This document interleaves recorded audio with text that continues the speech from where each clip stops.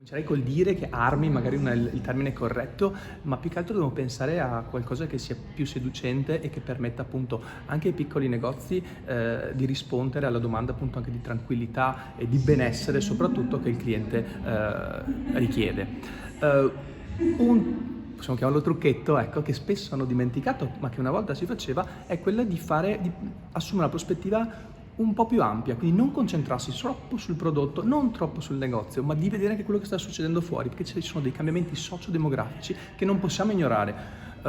Banalmente l'invecchiamento della popolazione, il fatto, anche farà un po' ridere, ma che cani e gatti fanno parte integrante della nostra famiglia, sono tutti cambiamenti sociodemografici che il negoziante, usiamo il termine negoziante, insomma, non può ignorare. Ecco, intanto questo movimento d'uscita è sicuramente il primo trucchetto che spingerei per assumere. Ecco, non perdetevi sul prodotto.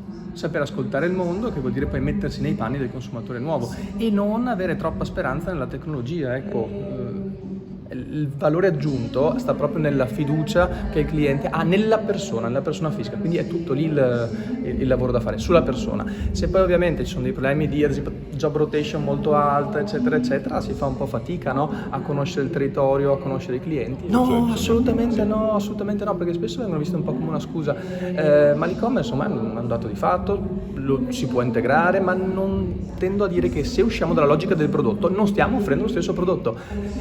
L'e-commerce offre un certo tipo di esperienza, il negoziante nel negozio offre un altro tipo di esperienza e su quella deve puntare, molto più personale, molto più intima.